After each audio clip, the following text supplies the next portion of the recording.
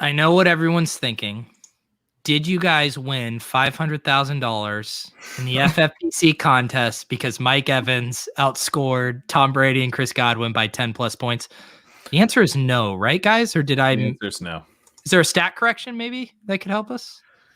There's not a stat correction. Nothing could help us. Nothing could help my bets on that Super Bowl. Oh man, I was heavy on that. I knew we were doomed when Davis Maddock tweeted that if the Chiefs didn't win, he was going to be out of money. I was like, oh, we're doomed. Man, I live bet him twice on the money line. Dude, so did I. I was so convinced. You know what's so sick?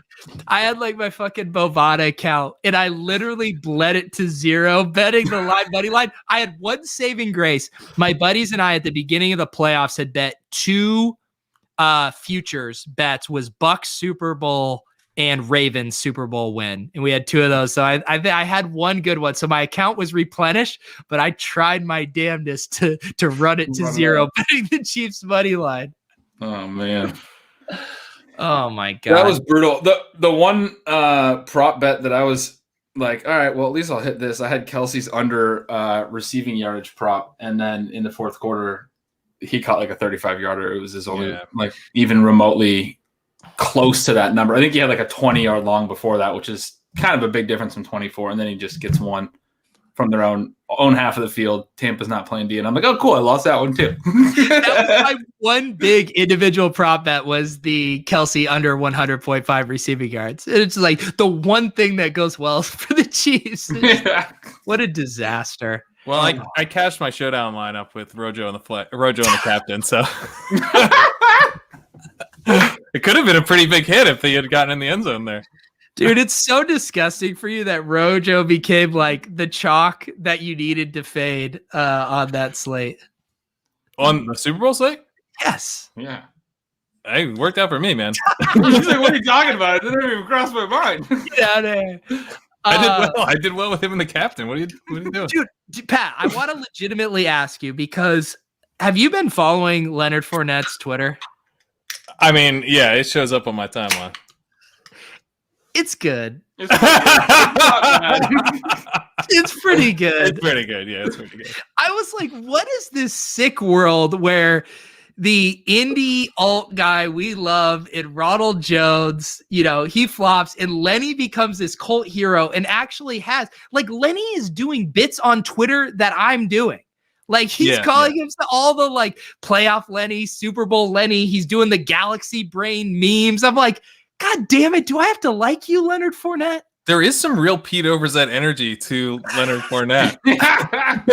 There is.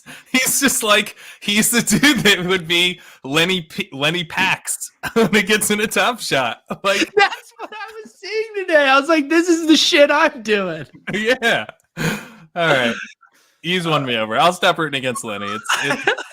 It's I don't think I'm going to ever forgive him for how much money he cost me this year. Did you see the jokes he was making? Who's like, shout out to, JPP who was out there making tackles with 7 fingers. Yeah, no, he said, like, it was so hot out today. I was like seeing things, thought JPP had all his fingers. Like, damn, dude. Lenny sent that? I missed that. Yeah, Lenny said that. Thought JPP had all his fingers. Yeah. And then, I'm listening now. And then Tom Brady just absolutely smashed out of his mind today. Yeah. Did you see that clip? Yeah. I saw that too, yeah. I mean, holy cow. Come on, man. Show some professional. It's just ridiculous, dude. Well, the thing is that the last time Tom Brady had more than like 2 alcoholic drinks was probably like 4 years ago. The dude probably had like 3 light beers and was just smashed out of his brain. Dude, totally. He had like 1 hard claw, I saw.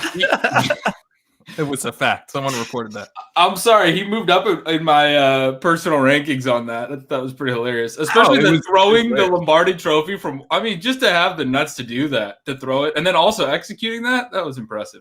What is happening to us? We became Lenny Fournette and Tom Brady fans after they just... I have not become a Tom Brady fan, to be clear.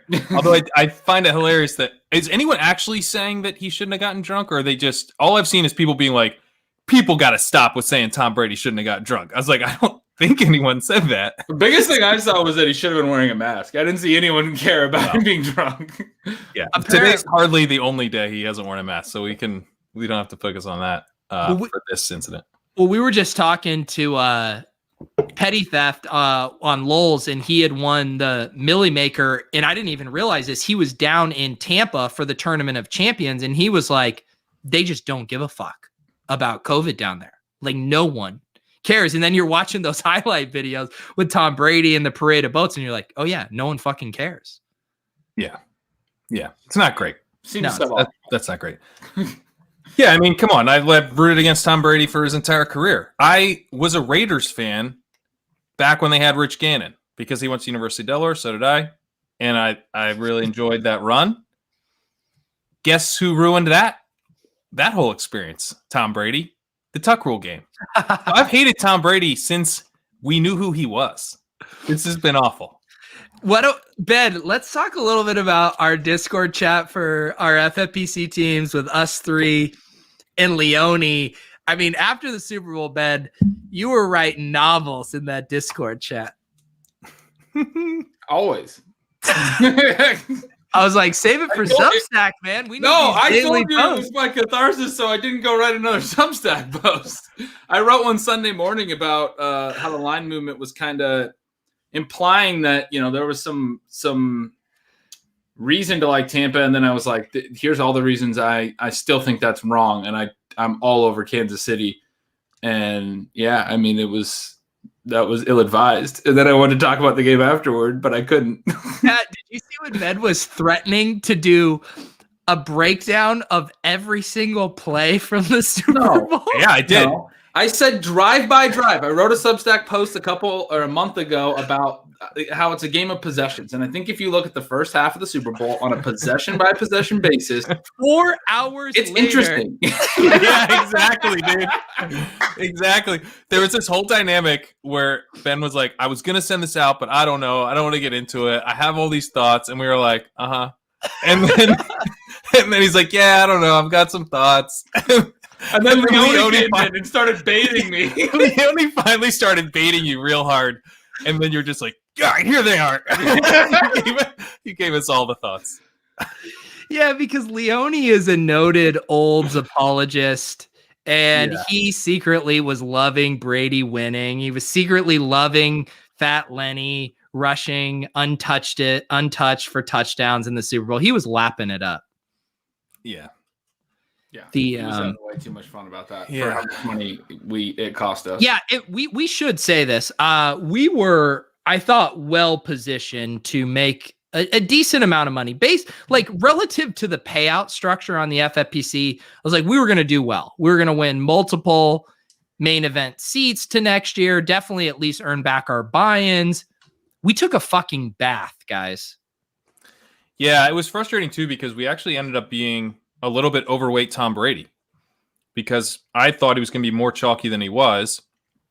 And we didn't think he was necessarily like a terrible play. We just wanted to be underweight the chalk, but that still had us overweight him compared to where he came in at. It came in a lot lower. And we wound up underweight him, more underweight our, projection of the quarter. I mean, Tom Brady was the story of why we took a bath. We wound up more underweight Tom Brady lineups in part because of the sort of the lineup, the optimizations and the lineups that we were looking at and the ways that we were going about it. We didn't have sort of like the right stories that we were telling that would lean to Brady. Like the one scenario we were looking at, we had pitted Tampa Bay versus Baltimore, and that was coming out with a lot of Lamar Jackson lineups. And we didn't have anything with them against KC, but when you did KC in the championship against other teams like Seattle, you'd get a lot of Russell Wilson because KC would lean towards Kelsey. And so if we would have had the right sort of sets of, it was just kind of the way that we approached it, we had kind of a miss. We wound up lower on Brady than we wanted, but the field was really low too. It was like, we were still overweight the field, and it kind of was just like one of those things where I really do feel like, I know this is kind of excuse making, but it's like if we had run more lineups, we would have been on something really, really good. I think you can say that by saying, look, like Cam Akers was one of our biggest overweight positions, and he was a smash. AJ Brown. We went AJ Brown. Jarvis Landry. Very light on Chubb. Jarvis Landry. Those are the exact next two I was going to say. There were several pivots that we made. Marquise Brown we were overweight on. There were several pivots that wound up being optimal that we made correctly. We just didn't have the Super Bowl right. We didn't have the Brady Kelsey line. I don't think we had a single Brady Kelsey line. What we're trying to say is if we had 150 lineups, we would have won the Millie Maker. It really is true, though. We had everything else in place. Just like a Lamar lineup was perfect everywhere else. And it's like, I feel really good about our process. Last year, I felt like we didn't do so well process-wise. And this year we did slightly better results-wise too. But because you're saying we took a bath, but we still cashed a couple. It wasn't completely toast. It was a bath, Pat. We got like 2 football guy injuries back. Got like $5,000 worth of buy-ins. It's a fun tournament, Pete. I like how you're trying sweat equity, Pete. The sweat equity. We had 2 quad cashes as well. So at best like 1,000 back on like $6,000 worth of interest. Well, and the worst part about that is like 1,000 back is already bad, but the worst part is at every stage it seemed like we were a lock to get at least our money back. Probably like this was like the stone worst outcome after the first few outcomes. We went from like if Mike Evans has a historically great game, we win $500,000 to we got 2 football guys entries for next year. Hey man, I like the football guys. Like I don't know why you're just turning your nose up at those entries, dude. Actually, we took the cash, so not even true. No, you're right. It was pretty rough. It was pretty rough. The whole playoffs, there was a turning point. It was the wild card weekend up until the Steelers-Browns game. Everything was going awesome. And the second that Steelers-Browns game happened, the entire rest of the playoffs went to shit. We were both going to win GPPs. Yes. That feels like you're saying super early, and immediately it was just wild card weekend. But there's a lot of stuff finalized by that point, right? There was 5 teams that had been eliminated and finalized, and we were in amazing position at that point. And that Steelers-Browns game was insane.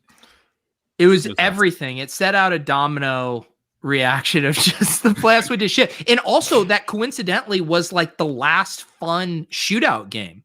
Like just from a pure points perspective, there were no like fun mega shootouts after that game. All the fun. They sucked the fun out of the playoffs.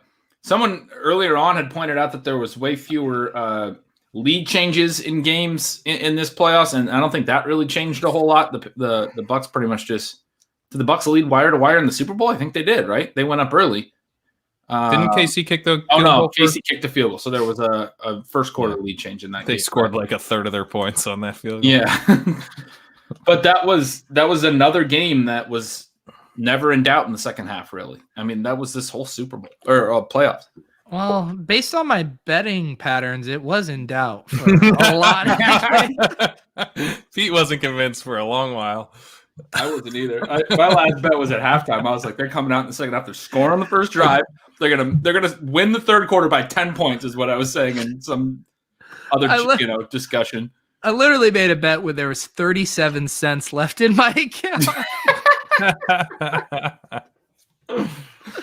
To win $1.20 at plus 300 odds. They're down 40 points. Oh my god. So yeah, that's how it ended. I still love the FFPC playoff contest. It's so fun. We had a ton of fun making lineups for it, getting into the lab. The playoff weeks, that's still like that week of shows, like Pat getting into the lab. I love it. Fucking Dink making drunk picks. I mean, that week is a glorious week. Dink got paid off with his Gronk pick in the Super Bowl. I mean, it didn't end up being optimal, but it looked pretty good after he scored 2 touchdowns times 2. He was, I don't know if he was a viable tight end, but I bet some Gronk lineups did okay after that. Yeah. I mean, he had to be viable. Yeah. Yeah. That's a lot of points. There wasn't much at tight end. Kelsey put up a ton in the Super Bowl. And Mahomes didn't catch you, so you probably still needed Kelsey. But you could have gone Kelsey and Gronk. Yeah, that was probably pretty decent. Yeah. The double great tight ends. I think Pat's on the clock, right, Ben? Should we let's talk talk some about this. Omnifantasy? First of all, Ben, for people who don't know, why don't you set the table here Which for is what we're everyone. about to do? Yeah. Please set the table. I mean, For- it's like a half an hour discussion, but yeah, in 2014, I got invited. 2014. Jesus. All right. Going way Hang on. back. I still have a beer. I'm gonna crack another. I got Practice on this. invited to this thing, and the next year I started running it on my own with some college buddies. We've done it every year since. It is a different type of different type of fantasy contest. Instead of drafting players, you draft teams. You get points for championships. You have all these different leagues that you're drafting from. You have to fill a requirement for each league. You have to draft at least one NFL team and one college football team and one NBA team, one MLB team. It's draft only, and that's sort of the short version of it. But yeah, you get points when the teams win championships, and you don't draft players. You don't have to manage it. It's kind of cool. And then we built it into a site last year. Kevin's at Lucal, really sharp guy in the industry. I don't know if a ton of people know him, but he's done work at RotoViz. He's done work for 4for4. Very, very intelligent guy. He built this site. We used to run it out of a Google sheet, but he built the site. This is all the different events. It's like a calendar of sorts. Oh, I didn't know. Where's this?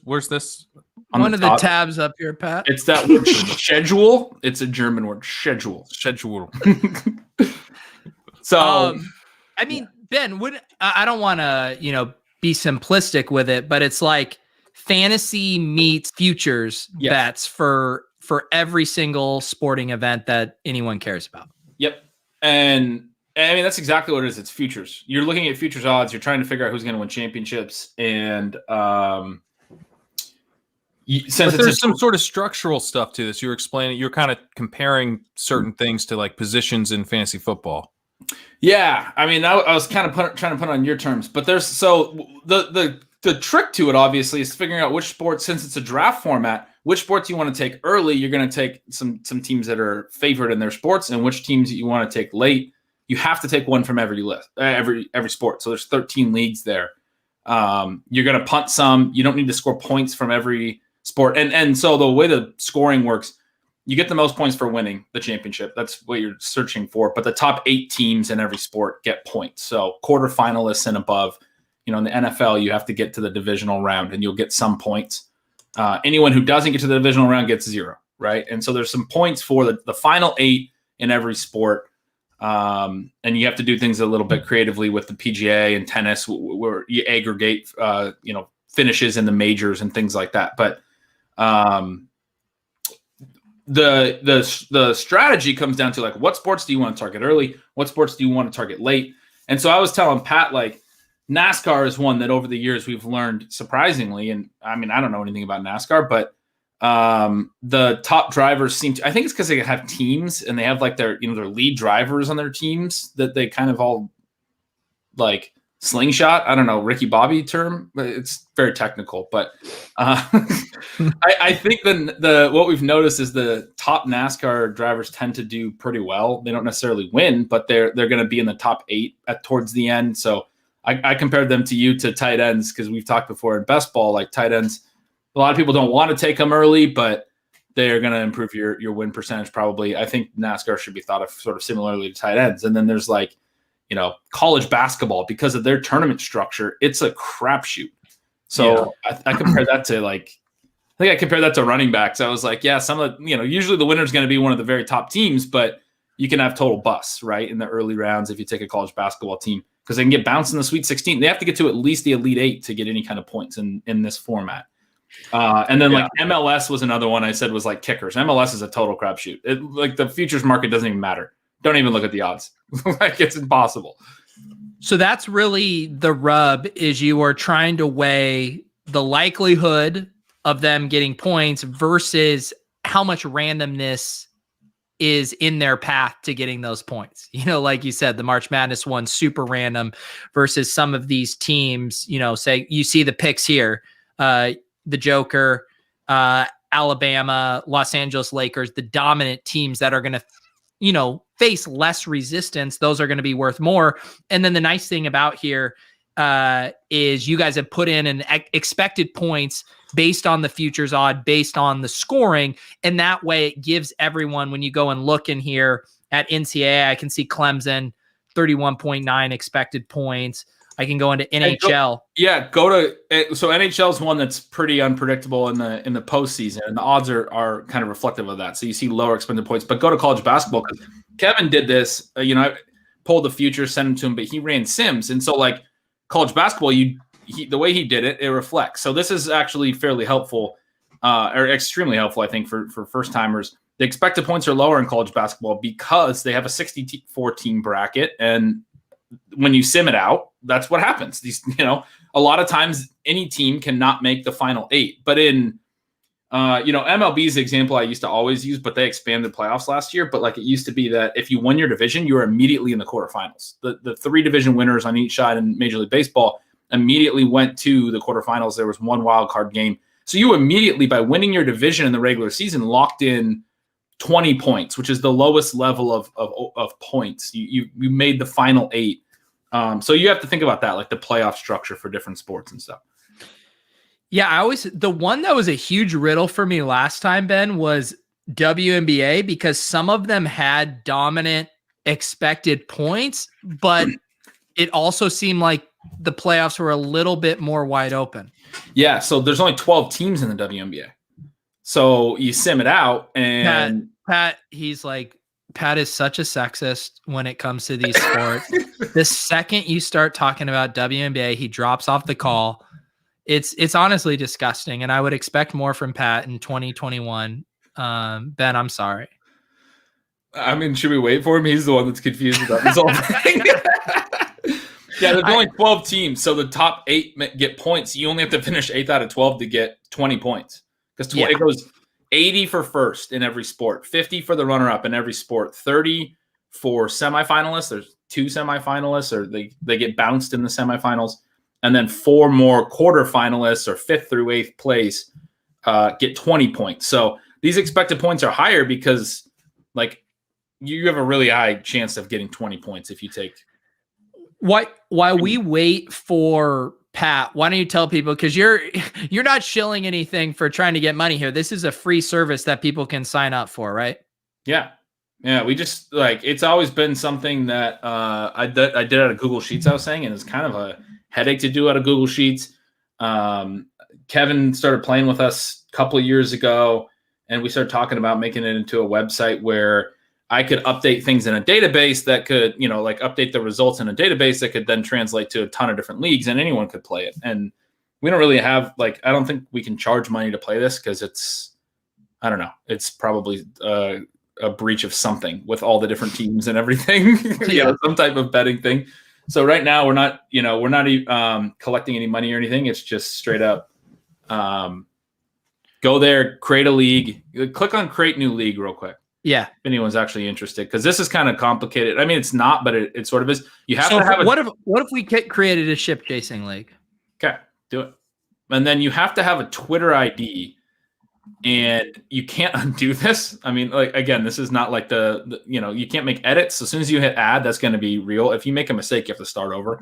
So you're going to want to, like, be a little bit careful as you're entering everyone. You can do as many as you want to. You can do 5 people. You could do 9. You could do 17. I mean, the one that I've done all these years has gotten bigger and bigger. No one ever quits doing it. Everyone who tries this loves it. That's part of the reason we wanted to see if there was, like, a broader interest. And we have 16 people in it now, so it's kind of a cluster to actually draft with that many people. But you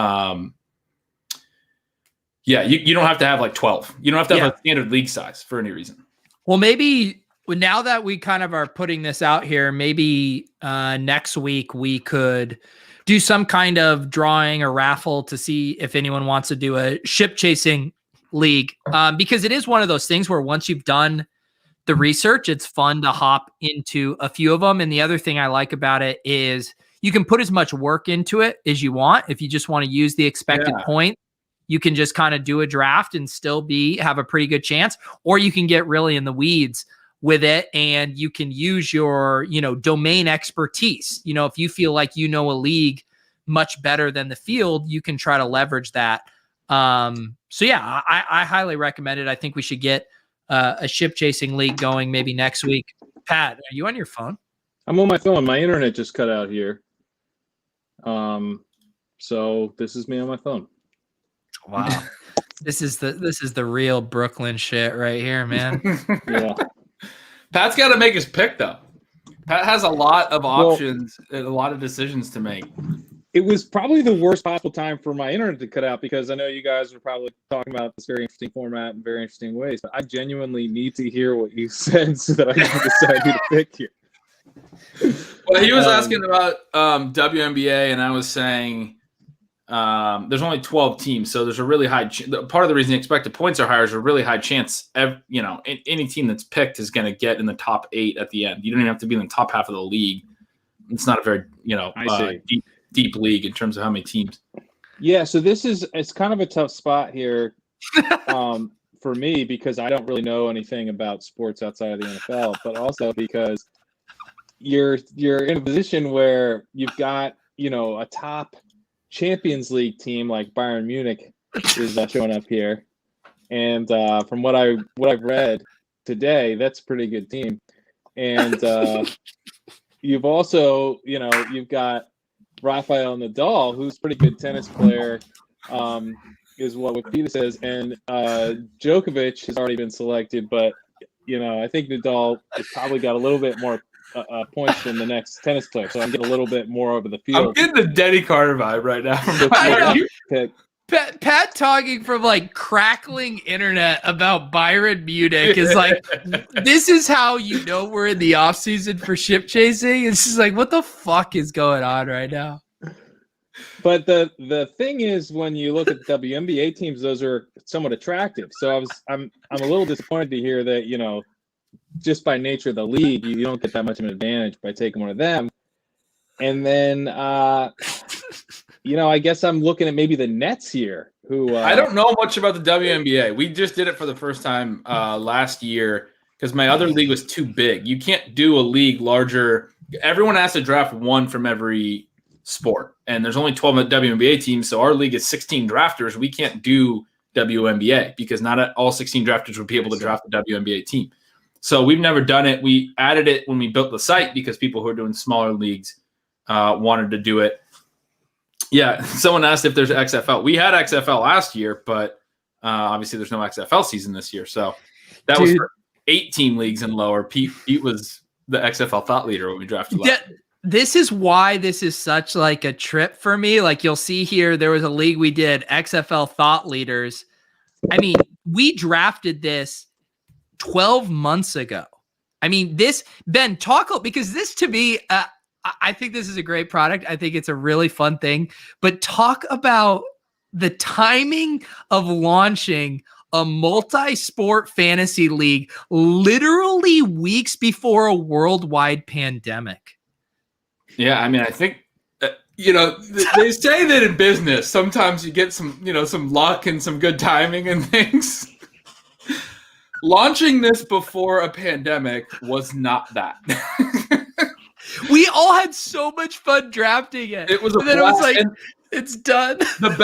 So a couple things that if you've never done this or really haven't really thought through the whole idea yet, a couple things that are awesome about this is one, throughout the entire calendar year, pretty much every month, there's some type of event. And this is not something that takes any effort from you because you just do it draft only. It's just in the background. And so then when the NBA finals come on, you're like, oh yeah, who did I draft in NBA and Omnifantasy? You go back and look. You might not even remember. Go back and look. Oh, my NBA team sucked. Oh, well, move on. But then, you randomly find yourself rooting for the San Jose Sharks like I was a couple years ago. Or the year the St. Louis Blues won it, I got into the Stanley Cup finals. I've never watched hockey in my life, but it was kind of fun to watch playoff hockey. I remember the Sharks because the year that the year that I had them, they came back from down 3-1 in 2 straight series. It was awesome. They got through multiple 3 straight elimination games in 2 straight. I watched 6 games of elimination hockey. There's that old tweet from somebody that's why would you watch overtime playoff hockey when you could just snort a line of cocaine and motorcycle out of a helicopter or whatever it is? I think it's John Boyes from SB Nation. He's awesome. Yeah, he's great. Which is that's how I felt. I was sitting there watching it oh my, this is so intense. Overtime, if they give up a goal here, they lose their they lose their playoff series. Hang on. I just want to get oh God, I missed the screen. It's gone, Pete. You had great. You get twice the pat. So anyway, you get this calendar where every month you have different things going on. And then the second part of that I was going to say is that because the way that this works, it makes the most sense to draft right after the Super Bowl. And it ends the next year at the Super Bowl. NFL is the last thing to end. So you draft right now.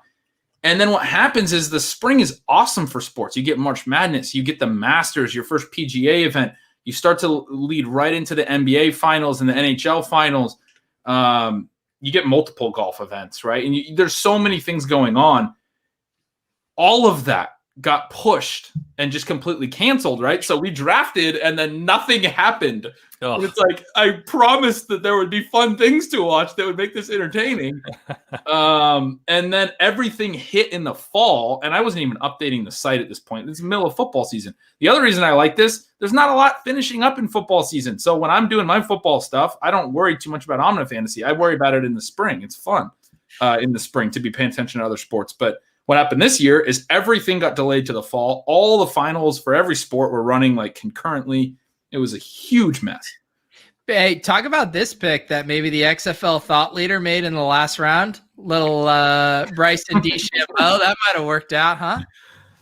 Yeah, that was like one of the best late round picks. Blue means they were the runner-up. He got 50 points for that. So Dustin Johnson was the PGA winner last year. Again, it's aggregated over the different majors. So Johnson had a slightly better performance across all the majors combined. I think they each won one. And actually, there was only three because they canceled the British. And we also do the Players Championship as a fifth golf tournament, but that too got canceled.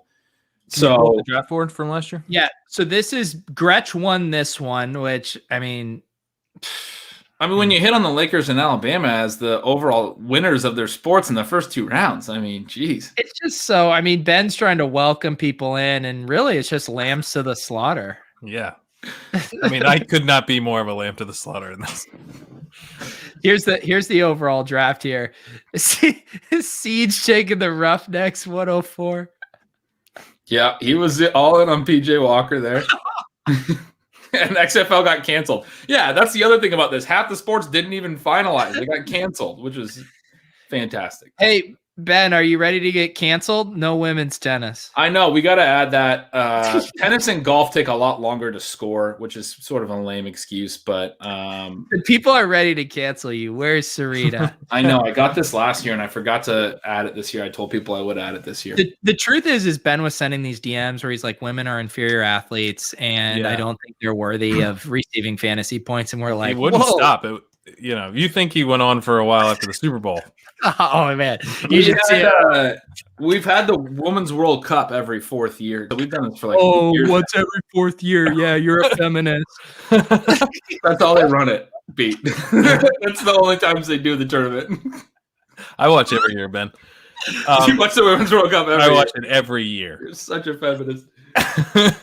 So where do you think if you guys did like the Premier League and stuff, where do you think those would slide? So Premier League, I don't know why we decided against that. I think because they don't do a playoff structure, it's too predictable. So some sports are tough. Like we tried Olympics one year, and we tried it with like different total medals, and we tried it with select events. It was challenging because like ultimately when you dug into it, you're like, oh, like the USA in summer particularly, they're like a lock to win the most total medals because they just have the most qualifiers across. And then in winter, it's actually Germany and like Finland that are like super locks, but they become top 5 picks. And then after they're picked, nobody wants to take any of these other countries because they don't really have a chance to win their sport. There's like almost no chance of an upset in that type of. So we begged Olympics, and that was sort of the same concern with Premier League. Was like it's the same 4 or 5 teams every time. Yeah. It would just make it so that you would draft them like for the way the structure is, that you'd have the top teams drafted in the first half of the first round, and then you'd have, everyone else punting it. And no one wants that kind of thing in there. Right. Sounds like you've thought this through. We've done it for like 6 years. We bounced all these different ideas. We had the college baseball World Series one time. The issue with that was that you can't even pick a team that winds up in the championship. You look at the odds now, and then they do the super regionals and the regionals and everything. And like of all the teams that we drafted, I think like 2 made the final 8 because you get all these upstarts that end up in Omaha. I got one for you. Horses. I want to be able to sweat. We did Kentucky. that. Was it fun? We did it one year. It's hard to do because you don't know the horse's name. So what we did was we drafted for a later draft. You got the top odds. Oh, that's cool. Whatever. Yeah, that is it's cool. like A sub draft. Yeah. But so we didn't want to do just one horse race though, because then like if you took the top horse and they got hurt, so we did it as the Triple Crown, and then I think it was based on your finish in the first race. That was your odds for the second race. It ended up being too hard to track, but it was kind of fun. This is what we call a slippery slope. I mean, it's like, what about cornhole? I want the billiards champion in here. The only 2 responses I get when I explain this to people are, what about the Red Bull air racing thing? Like these types of crazy sports, or the opposite response, like what you're doing, bowling and everything else, or the opposite response, which is, I don't like NASCAR. I don't like tennis. And it's like, dude, then just punt it. Take it in the last round. You don't have to get points from every sport. You don't have to care. The thing I do with sports I don't care about, I either take the favorite and trust the betting odd if I can early on and it makes sense, or I just punt the sport. There's tons of sports I don't know anything about, but it's still fun to do this draft. Like, that gets the thing I'm most concerned about, which is like drafting some fun teams. Like, is there any way for me to go tell, like, I just don't have, I wish I knew more about the sport to like know that I'm going to like pick this young, fun team that I'm going to enjoy rooting for. Cause honestly, like that is what I care about the most. So, but Pat, to answer your question, I had a lot of fun with this because I have one of my buddies, Cam, you met him in Vegas. He's huge into hockey. When we were doing this draft, I was peppering him with questions about hockey teams. And he was telling me those things, the exact questions you were asking. These are the up and coming young guys. These guys, have a chance to make a run, but they don't have the veteran presence, all that. It sends you on these little rabbit holes. You're like, oh, who's my one random friend who knows golf really well? Or like you're looking at the odds or reading random articles. I actually enjoyed that kind of scavenger hunt element about it. Yeah. Okay. Yeah, I think I will too. I'm that's kind of already nervous that I'll take like some old boring team that is gonna, because if you just go off of the betting odds, that's not necessarily the best way to do it. Because why do this? You're doing this to end up having rooting interest in other sports, and you want those rooting interests to actually be fun. Pat wants a clean sweat in Omnifantasy. Yeah, I mean, broadly, I think there's like a few mistakes you can make. Like you could take an MLS team in the first round when MLS is notoriously like unpredictable. And some of those things you're not going to know until you do it for a couple of years. I could sit here and try to give away everything I've ever learned, which is like, I don't mind sharing, but it's just sort of you learn it as you go and whatever. There's only a couple minor mistakes you can make. Otherwise, like you go pretty close to the odds and you just take teams that you think are interesting in the areas that, like this is funny because they're such a hated team now. But one of my favorite picks ever in this thing was like in the 6th round several years ago. I took the Astros because I knew they had all these they had this young talent. There had been all this talk about how they had, drafted so well, and they had Altuve and they had Carlos Correa and George Springer. Baseball is like the sport that I know probably the second most about. And they had all this talent coming up. I was like, hey, they're going to make the jump one of these years. I'm going to take them in the 6th round this year. And they won the World Series. It was like 2017. Now everyone hates them because they were cheating on their way to the World Series. But it was sweet back then to take them in the 6th round, not based on the odds, based on the fact, like I went down, a couple rungs on the futures odds and was like, I think the Astros are the up and coming team, like you said, Pat, that you're like, this is going to be fun to root for these guys. And then they went on and won the championship. Last year, I took the Bucks in my main one because I thought they might have a chance to grab Brady in free agency. There was some discussion of that. Thank you. And that was my wife this time, not my children. And they did. They landed Brady, and then they go on and they win the entire Super Bowl. So it's like, I didn't actually place that future bet because I made a lot of these picks. I wish I would have, but to some degree, it was like a low low impact way of placing a bunch of futures bets and being like, hey, I nailed that. I was on the Bucks. I did place a futures bet on the Bucks. I picked them in the 15th round and they won the world the Super Bowl. If you did do this with money or whatever, it would be one of the cleanest ways to hedge some of your positions. Like if you were sweating, like front running the Omnifantasy League, coming down to a few, you could hedge. You know, if it came down to like the NHL finals and your main opponent had the other guy, like there could be some fun hedging opportunities in the betting markets. For sure. All right. And I think long term, to the extent that we'll be able to monetize this, like we'd like to eventually someday be able to offer people on the site the opportunity to go place futures bets as they make picks. You know what I mean? Like that would be, and then we're never taking money from anyone. You can create your, it really is. That's great. You can take your leagues and do them. So someone was asking, what does it cost? It doesn't cost anything, right? But you should put money on it. Like you should get your fantasy football league together or your fantasy baseball league. And even if it's only 8 or 9 guys that want to try it, the first year I did it with my buddies, we had 9. It grew to 16 over a few years.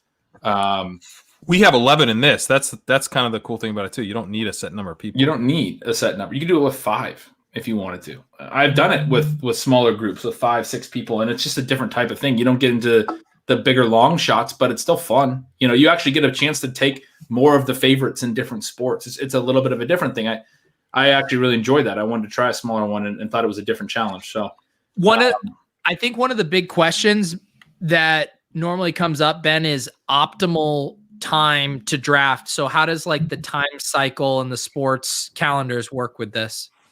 It's now. That's why we got it ready for now. Everything in the spring would make it really hard because you wouldn't want to be the drafts take a couple weeks. They're slow drafts. There's no timer. So you kind of need to know the people in your league or at least have like an ability to start an email thread because there's so much to consider that we didn't want to put a timer on it as well. And also it's like impossible for us to auto pick for you because there's so many sports you could go to. Like it's really hard to manage an auto pick. And it's not like, football, there's a couple positions you could take the next best running back or receiver, depending. Just picking what sport you want to go to is such a huge part of it. So we don't have a timer on it. So it takes a couple of weeks. You don't want to be doing that during the NBA finals or even the NBA playoffs, which take a couple of months. And those start in a couple of months here. Or college basketball and the NBA finals and NHL and all that stuff starts up. I was talking about that. Euro is in the summer. We have the European Championships. We cycle. That's another one that's every 4 years. So we cycle that and the Women's World Cup and the Men's World Cup. And we've cycled in the World Baseball Classic, which is the country baseball thing that they do. Those are like every 4-year events that every year we have one of them rotating.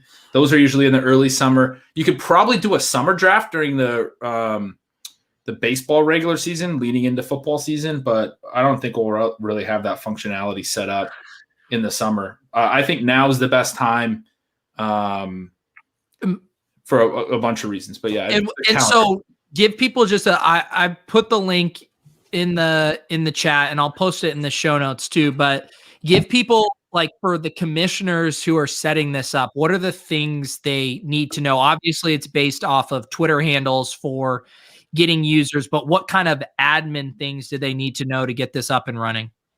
Just that Create a League page. So go back to that Create a League page. So we were talking about how to put it in all the Twitter users. Then you pick your sports. I suggest doing more. When we launched this last year, a lot of people that did these leagues on their own, they chose a really small set. They did what I was saying before, like, I don't want NASCAR, I don't want golf. They basically did like NFL. A lot of these people did like NFL, NBA, MLB, maybe college football, maybe college basketball. And it was like 5 sports. The problem with that is, especially if you have like 10 people in your league, by the end of the first round, you're already getting deeper into those leagues. Like part of the reason to not deeper into those leagues, but you're getting to the second pick. There's a big disadvantage if you're not getting one of the earlier picks if you have only a limited amount of sports. So I think the goal should be however many people you have that many sports, so that like theoretically everyone could take the best player in one sport all the way across the first round. And then I just like the idea of having more sports. Even if you don't like the sports, people take those picks and then it pushes other options down, Like people that are complaining, I don't want to take a NASCAR pick. Don't take a NASCAR pick. Your competitors will, and then you can take a better, NFL pick wherever you want. You know what I mean? Like you will enjoy the draft more by including more sports. Yeah, and you also probably enjoy the whole experience more because it's like maybe you don't know who Ryan Blaney is, just hypothetically, and then not purely hypothetically, you're not sure if William Byron is actually a NASCAR driver or just a made-up name. Make a fucking pick, Pat. But you get that random sweat, right? So you can, like, I experienced this back when Rotodoc had his optimizer on the Rotoviz site for NASCAR. Oh yeah, just like fired in a bunch of random NASCAR DFS tournaments, and then you watch like the Indy 500, and it's pretty exciting. So being like, oh shit, there's a big NASCAR race on today, and like I spent my 3rd round pick on Denny Hamlin. I'm gonna crush this thing right now.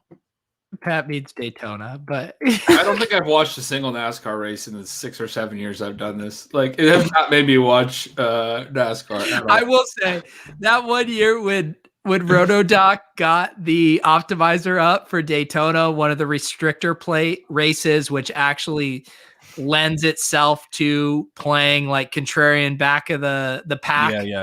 Like it felt that was like a ton of fun. It was so fun. It was my first time playing it. It was basically impossible to lose if you used his optimizer. I definitely threw some lineups in DK that time, but I don't think I watched the race.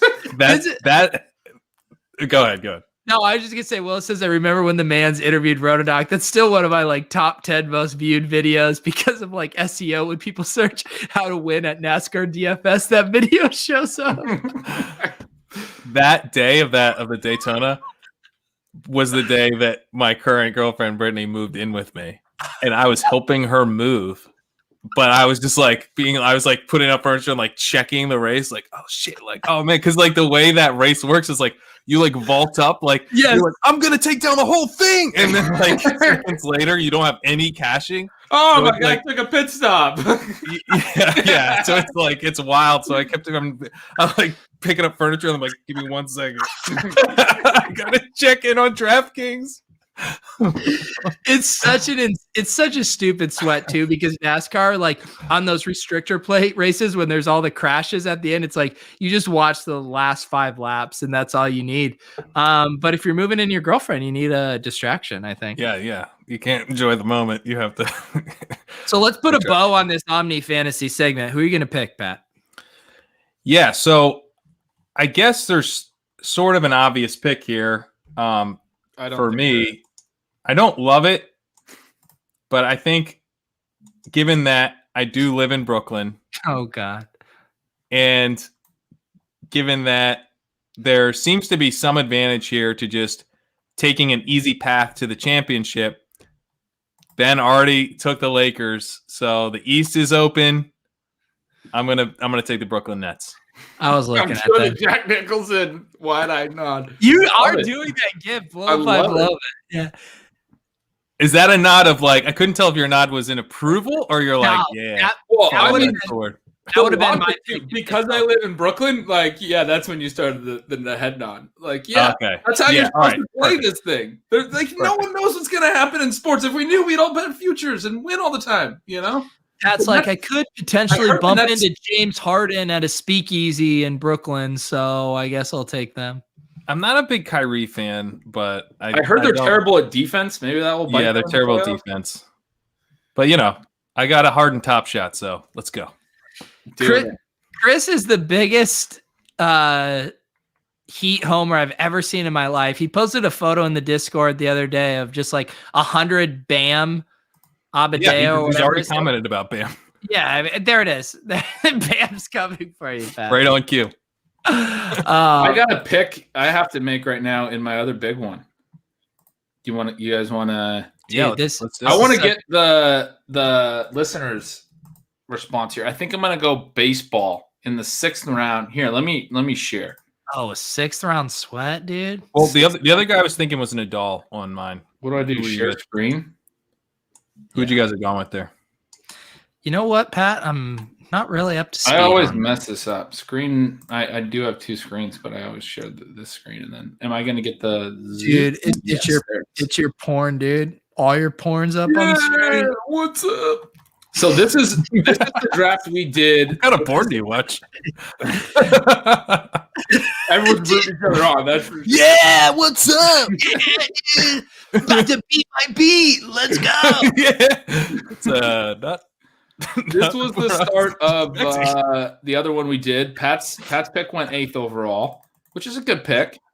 I mean, this is like another ADP reflection, I guess.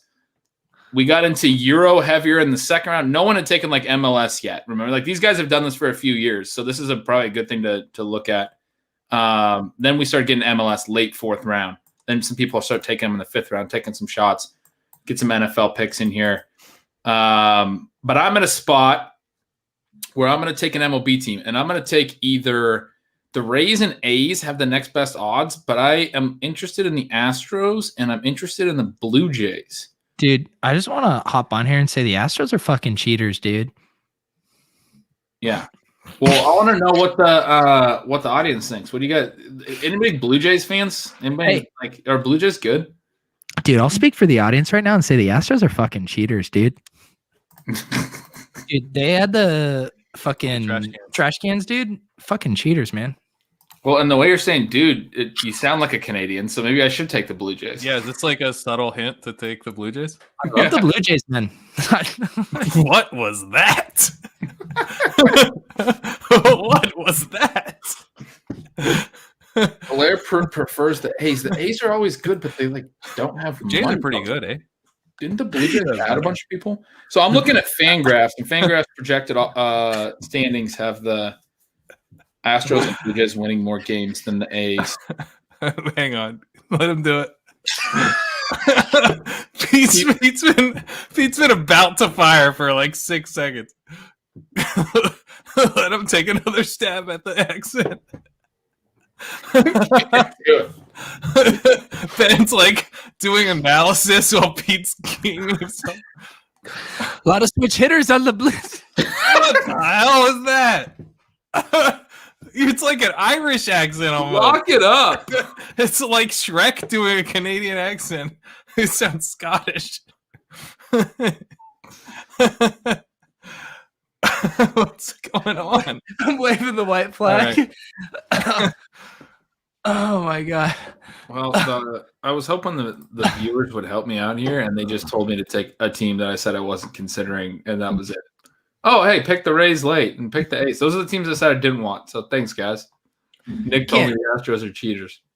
You guys, so are the Blue Jays? Blue Jays?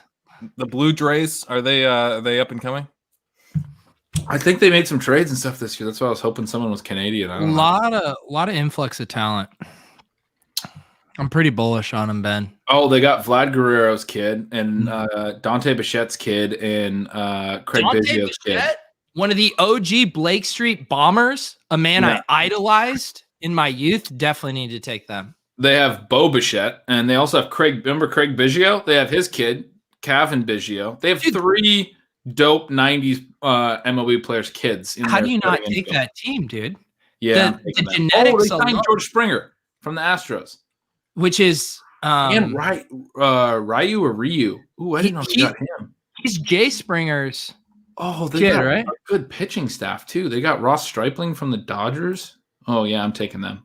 Screw you guys. All right, do it, Ben. Well, I definitely. I'm glad you didn't take the Astros. I finally got around to reading that book, Astro Ball, and I read that book like days before the scandal broke.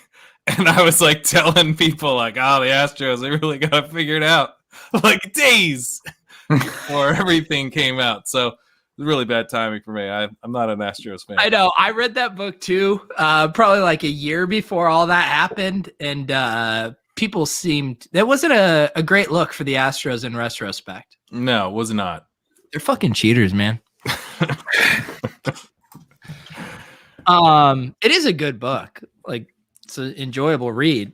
I was gonna get around to it, and then it came out that they cheated, and I was like, "Well, this feels." I actually, my brother read it, bought it, and lent it to me, and I have it somewhere. I was gonna read it. And yeah, it's like, now this feels a little bit tainted.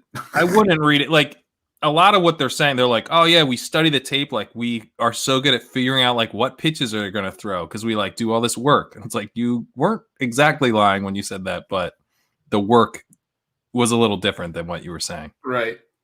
Yeah. Probably a little different context, though. Yeah. You were saying you were watching tape of these guys, not signaling to your batters. Someone asked who the Blue Jays pitchers are, and since Pete left, I'm going to turn this into a Blue Jays segment. We got Hyunjin Ryu, who used to be with the Dodgers, and Ross Stripling, I think it is, who used to be with the Dodgers. They're both pretty good. And then Robbie Ray, and then Steven Matz, who used to be with the Mets, and Tanner Rourke, who was with them last year, I think, the Blue Jays, but he used to be a national back in the day. I mean, not great arms, but they have They also got George Springer along with all these young infielders. They got a pretty good lineup, man. Like they can be good. Now with sports that you're not as familiar with, you said that you can just punt them off. But there's like, if there's a lot of sports you're not familiar with, what do you do? I assume you like when you first started this, you were lost less into some of these sports. Yeah. So what was your strategy at that point, and what would you have done differently? Looking back. So basically, yeah, like over the years, I've kind of taken notes on the way things have played out, like whether certain sports had more later picks that did well. I mean, I could just like basically go sport by sport and tell you, but like I have in my spreadsheet that I've made, the couple things that I make notes about are like how big the tiers are and where there's like a drop off. Because if you look at the futures odds for some sports, there's like significant drop offs after a certain point. Like tennis has Djokovic and Nadal, has a few others that are up there, and then there's a pretty significant drop off, but like not very deep in. Same with NASCAR. Like I was saying, the top guys matter, and then by like the 10th best odds, it's a super long shot. And the other thing is like whether or not to take a flex pick. That was something we didn't talk about, but on that create a league page, you pick the number of draft rounds too. You have to do as many rounds as sports that you pick so that there's enough rounds for you to take one team from every sport, and then we recommend doing 5 additional rounds. So you have 5 flex picks. You can use them in any sport. You can use them at any time. Last year in my main league, I did 2 NASCAR picks in the first 3 rounds, so I used a flex early. So the sports like NASCAR, like I would flex early if you get 2 of the top drivers, but then I wouldn't after a little, like basically after like 6 or 7 are picked, I wouldn't flex anymore. And sports like MLB historically, you've had like the Rays last year, and I know the Mets quite a few years ago. It was one of the first years we did this, made the World Series out of nowhere. They weren't drafted in my thing. The Royals, I think, won the World Series sort of out of nowhere. They were a long shot in January. So that's a sport where you can flex it because you have the shot to potentially hit a winner, a long shot winner, or a long shot World Series participant. NHL's like that, an 8 seed can make the Stanley Cup Finals in the NHL playoffs. So there's some sports like that I like to flex. I'm more likely to flex because it's more unpredictable. And have you tried like concentrating your fire a little bit on those flexes, like taking 3 or 4 of them from the same sport? I've done that maybe once. Some of the other drafters in my leagues have done that. I think it kind of limits your upside, right? Because there's only one winner. You can go after it, but especially if you don't hit on that sport, you're losing a lot of picks. I like to just do max 2 for a sport, basically 1 flex across 5 different sports. That's the way I've started off. But I don't know if that's right. Like other people have had success doing multiple flexes in certain sports. So yeah, that's a little harder one to pick out. I think we should put something together and get a ship chasing league.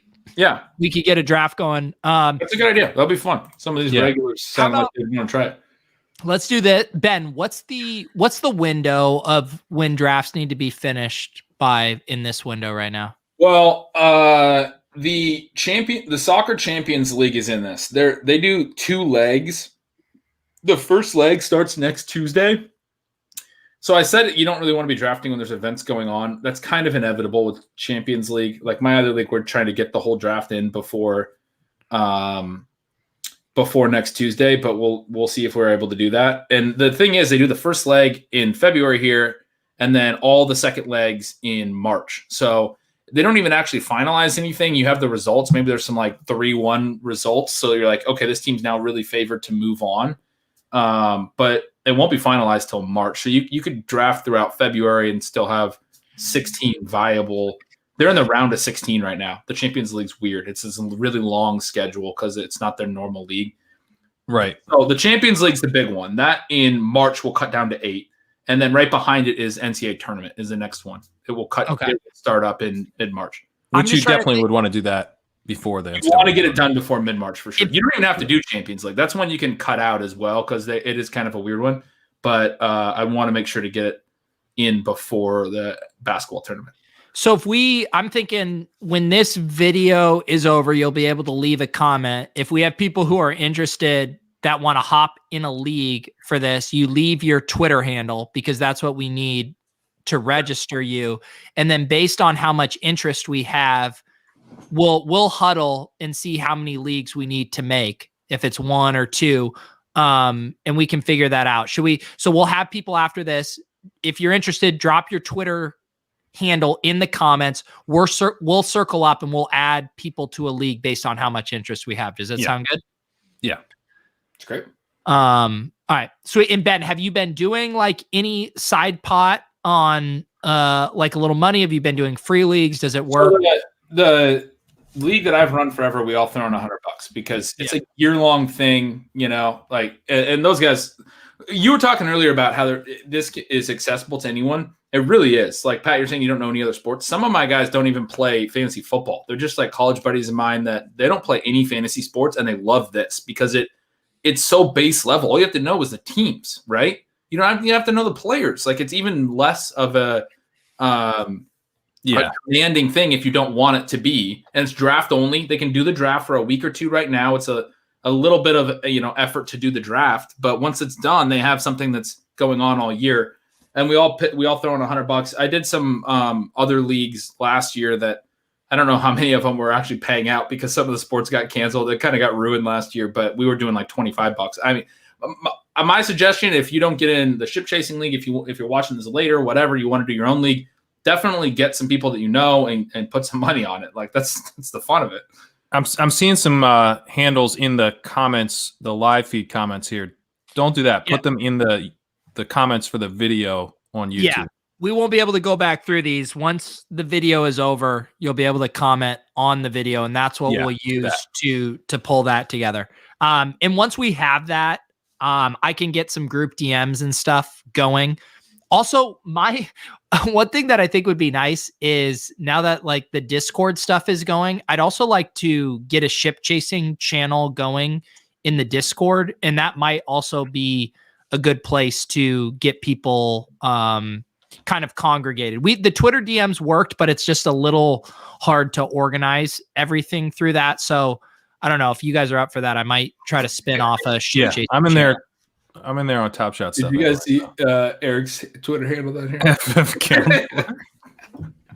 The counselor he won't return my calls anymore. Now that he's doing podcasts with Vegas Dave, he's too big for me. So yeah, we'll get that figured out when the show is over. Leave your comments in there and we'll get that organized. I think it'd be fun to get some ship chasing leagues going. What's about the max that you could do in a league, Ben? I don't know that I would want to go higher than 16. That's how big we've gotten in the other one, and I'm not really interested in going bigger than that. Gotcha. All right. So if there's more than 16, we'll figure out how many of the size leagues and we'll accommodate everyone in that. So yeah, leave the comments after that. We'll get that figured out. It'll be fun. Yeah, we're getting close to winding down here. Pat, I did want to talk just a little bit about Chris Wessling. It's something that's been on my mind a lot this past week. I know it's something that you've been thinking about. But yeah, I just wanted to talk a little bit about Wes because that's been hitting me hard lately. For sure, yeah. Chris Wessling passed away last week, and he was someone that we got a chance to know a little bit through doing the Fantasyland podcast, which is like when I think back on what that was, it's like Chris Wessling was fighting cancer and did not really know who we were that well. We had Pete had interviewed him for the Roto World Fantasyland podcast that we did, and we had been in contact with him a little bit through that, but we're basically strangers reaching out to him to ask to let us into his life during this extremely difficult time, interview a bunch of people that are very close to him about the whole situation. And not only did he say yes, but he gave us like all of these contexts, all these people that have been important to him throughout his entire life. And getting to do that podcast, getting to know Chris a little bit through that experience, having him invite us down to Tybee Island to celebrate him beating cancer, it was just one of the most special things in my life. Like, it was just really an honor. And he was just an incredible writer, incredible person. Everyone that knew him at all is just devastated to lose him. So definitely thinking about Wes and Lakeisha and Link and everyone that was close to him. Yeah, and what Pat said too, like a lot of the, and I one thing I've been conscious of is like, you're never trying to make it this about you. Like, there are people who know Wes so much better than us, but I feel like how Wes interacted with us was a testament to his personality. And when Pat says he let us in, I mean, he let us in. Of our Fantasyland episodes, some of them we spent, a month, maybe 2 months. Like, we spent 6 to 7 months on this episode. Like, we checked in with him over the course of that time, like doing constant calls, him putting us in contact with ex-girlfriends. I mean, like, just everyone in his life, he really let us in.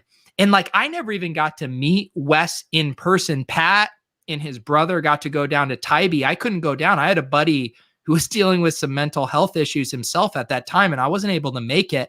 I ended up going down with another friend, my buddy Cameron, who's Pat met later after Pat did.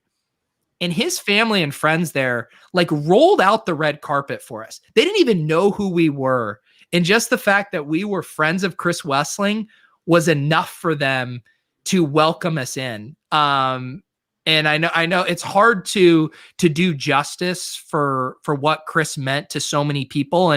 But if you listen to the Around the NFL podcast and you listen to them talk about him, one of his hallmark characteristics was he was willing to surround himself with anyone. As long as you were nice, as long as you were kind, as long as you were interesting, Chris was willing to let you into his life. And I feel like Pat and I and Mike, through making that episode, we experienced that firsthand.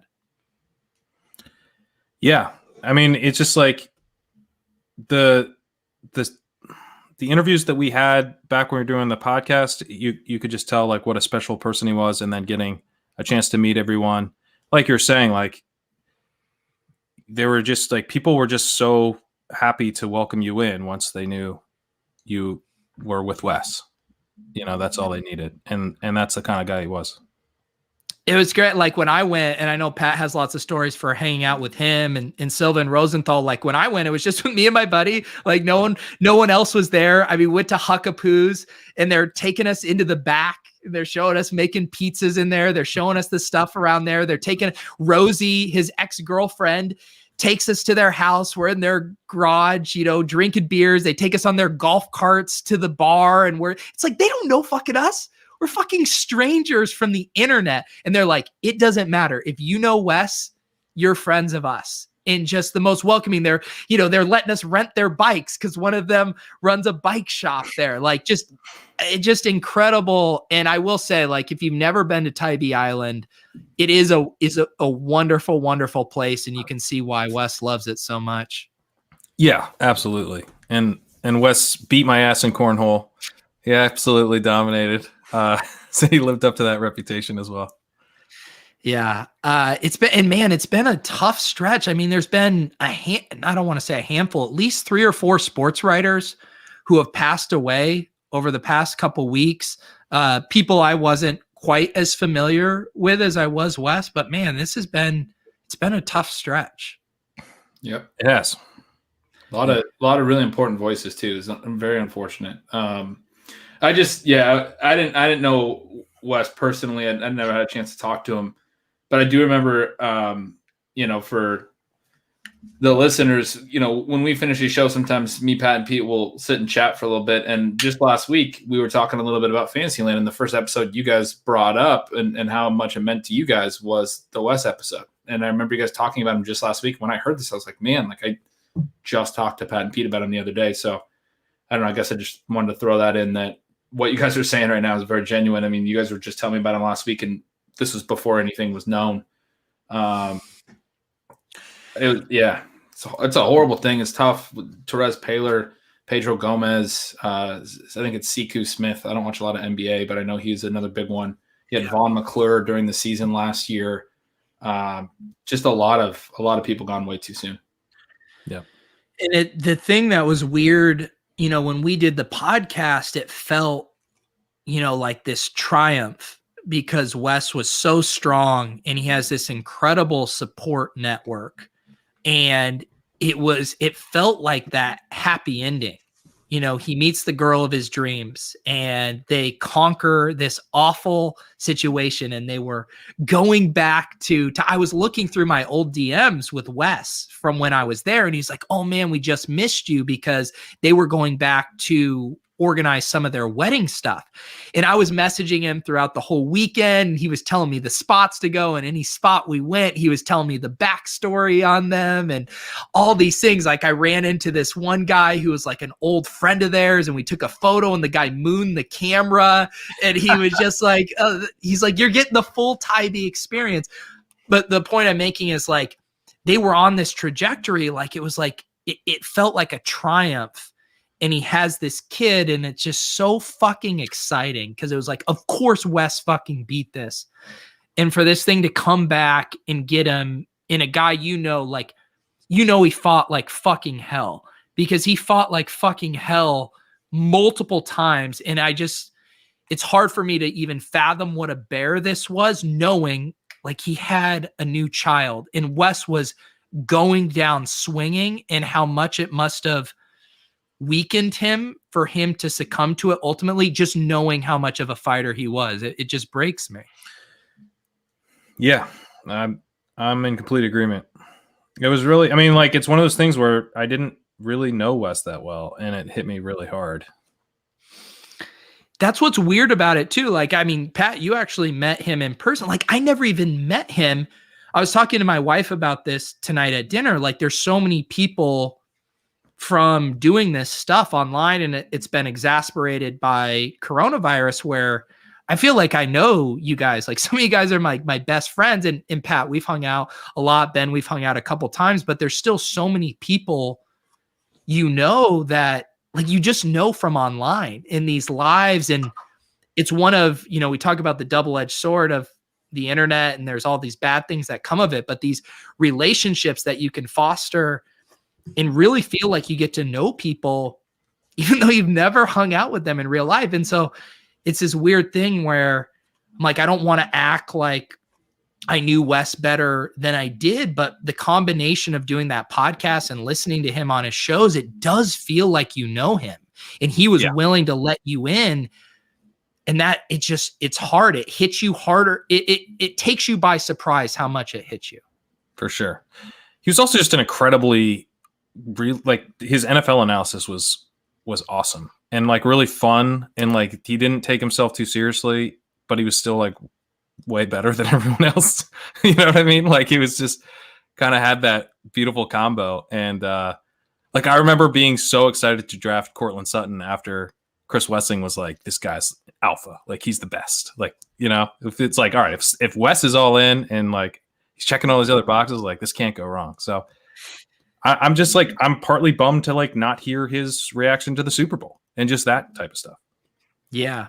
And I think the thing that was so fun about Wes, and we had this line kind of in the Fantasyland narration, that he was so stubborn and strong-willed, but also so incredibly open-minded, which obviously sounds like a paradox or like a oxymoron or whatever, but it was true. Like, it was strong beliefs, loosely held, that kind of principle of he felt so strongly, but he was always open to new information, new beliefs. And I just, that conviction is what drew you to him, but he was always open to new ideas. And I always thought that was such an admirable characteristic. Yeah. Yeah. Cause he kind of had a demeanor where you would have expected him to be like, kind of like a real old school thinker. Yeah. He was very much open to new ideas, as you're saying. He's like stubborn and open-minded, which is a rare combination. Yeah. And man, so just for all those people out there, if you guys haven't listened to the Around the NFL podcast, they did a show on Monday after the Super Bowl just called Wes. And I think regardless of how well you knew him or how familiar you were with him, I think you would appreciate it. It was a really good mix of being uplifting and celebrating him and also, listening to those guys kind of work through their emotions through it. And I think because it seemed like this had been a thing for the past couple weeks where, the people close to him knew what was happening and that they had kind of processed this on a few different levels. But for them to kind of let us in and hear how they had been handling this in the aftermath, I think it was cathartic. And I very much appreciated that they let us in on that. Yeah, me too. So yeah, I don't know if there's any, I don't have a ton to say just because I don't want to act like I knew Wes better than I did, but I just felt like I wanted to talk about that tonight. I think you guys said it very well. I mean, again, I know you guys worked with him and I, similar to what you said earlier, Pete, it's like not wanting to insert yourself into something. I didn't regularly listen to Around the NFL, which is probably a failing on my part. But one of the things when this type of thing happens and you're not super, super familiar, you see a lot of people who you respect say these types of things. And I saw a ton, and it's just, you get the impression. And it sucks, obviously, that somebody who did everything the right way, by all accounts, it's just, it's not fair. It's not fair. He's not going to get to see his kid grow up. It's just terrible.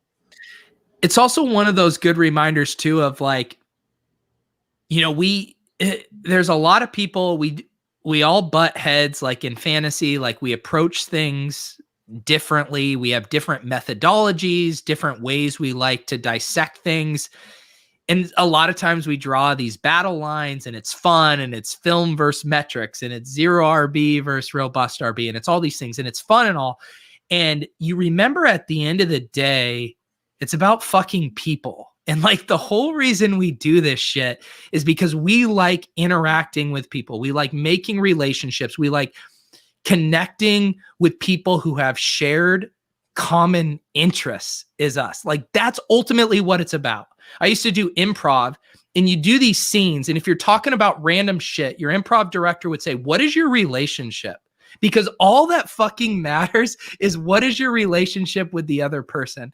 And I think sometimes that gets lost in the shuffle of all this stuff because we get caught up in this minutia. It's like none of that fucking matters. Like all that matters is these relationships we build and how we connect with people. And Chris was like a great reminder that no matter how you processed NFL, like all that mattered is how you treated other people and how you thought about other people. And Chris was just like a shining example of that. Yeah. And you knew, like, that's why the Around the NFL podcast, it just the best because like Chris, exactly what those relationships are, like there was never any doubt about what the relationships were there. And I think that's, why Chris announced right away that he had been diagnosed with cancer. He came out right on the podcast and publicly let everyone know, that's why I think he was willing to do a podcast like he did with us. And, it's like, it's just a rare thing. Like it's a rare thing to see people be that open with every single part of it.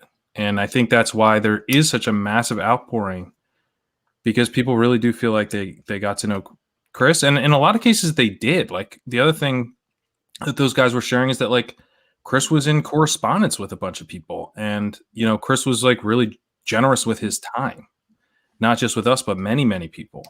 And so beyond just the podcast that he was providing and the NFL writing and all that, he was actually, putting himself out there in many other ways. So it's just, it's incredible just how open he was kind of in every capacity. Yeah. So yeah. And I would say, if you weren't familiar with Chris, even just Googling some of his stuff, I mean, his writing was just on another level, you know, for how he was able to synthesize what he saw in the field. And even Greg Rosenthal tells the famous story of how he found him writing these 10,000 word message board posts on Football Guys about dynasty fantasy. Could you imagine being in like a dynasty fantasy football league with Chris Wesley in like 2011 or whatever? I mean, yeah, you would just shake your head of like, this guy absolutely loves this. He cares about this way too much. And I think another thing that Dan Hansis said on that podcast that resonated with me too is like, he had this good gig going in Tybee Island. You know, he could have just been an NFL writer there, and he could have stayed on the beach writing articles from Huckapoos, just living the life. But he was so special. He knew he was destined for more than that. And he took that risk to go out to LA, to uproot his life, leave all of his friends, and really pursue his dream as an NFL writer. And to me, that's a very admirable thing as well. And for that to not only pan out, but to pan out in this really great way, in the community that they build at ATN. Like Pat mentioned, the relationships on that podcast. I mean, every single project that we do, like those are the kind of lasting relationships I'm hoping to make. You know, those guys are 4 fucking best friends, and 5 and 6 when you include their producers and their co-hosts. Like, they had something special. Like, you listen to that podcast and I'm not just saying this because Chris passed away. Like, those guys were fucking family. Like, they are so unbelievably tight knit, and to be like, they could have their cake and eat it too. Like, this is their job and this is their hobby and this is their family all rolled into one. Like, I love that. I envied that. Yeah. Yeah. It's kind of like, you know, a lot of podcasts are trying for that vibe, but it's not a vibe. It's like really what the truth was. Yeah. So yeah, I don't want to belabor this too much. It was just something I wanted to talk about. There aren't a lot of avenues to talk about. I wrote about it a little bit in the Fantasy Life newsletter, but as much as Pat and I had spent working on that show, I felt like talking about it here a little bit was proper. But I definitely recommend checking out the Around the NFL podcast. It's just titled Wes. They released it on Monday, and you know, there's some really good clips out there. Rich Eisen had some really nice words on TV about it. NFL compiled kind of a post with a lot of the tweets of people talking about Wes, and that podcast also has an edit, kind of a compilation tape. And man, Pat, I'll tell you, the one thing that brings me so much joy is watching the Chris Wessling Lock It Up clip. That is just every time over the top. I kind of feel like maybe I could pull it up here and we could go out on that. It's just so I'll also good. say, as you're pulling it up, Greaves, who runs the subreddit for Around the NFL and who was on the podcast that we did, he put together a GoFundMe for Lakeisha and Link. So check that out. You know, if you have anything. Yeah. Actually, I'm just gonna, instead of the full Lock It Up, I'm gonna do the one that the supercut that Around the NFL put together for him that includes that. So tonight, we're gonna go out on this. Ben, I appreciate you hanging with us through this stuff, but I don't know if you have any final stuff before we go out on this. No, I think you guys said it very well. Yeah, I'm kind of depressing in these situations. No. Especially as a dad, like I'm bummed. I'm bummed that he doesn't get a chance to do more with his son, because he didn't deserve that. So we love you guys. We're going to watch this and then we're going to head out, but we appreciate you guys. We love you guys, and we'll see you next week. My name is Dan Hansis, joined in a room filled with heroes: Mark Sessler, Chris Wessling, Greg Rosenthal with the Pocket Square. What is up, boys? Hey, Dan. Hey, Dan. Hey, Dan. Hey, Dan. Hey, Dan. It is the game of both skill and valor, also known as Win Wes's Toaster. In a big spot. An 8-3 team on a 6-game winning streak? I'm gonna look it up. Jesus Christ. The live show success, the meetup, even more of a success. You guys have sat beside me for 700 shows. You sat beside me for a grueling battle with cancer. Will you stand beside me on the most important day of my life? wine is blue? Because we're having a baby boy. Look at that. Something is always lost in art or experience when you analyze it. Mark Twain, once he became a riverboat pilot and learned the technical side of it, the Mississippi River was no longer beautiful for him.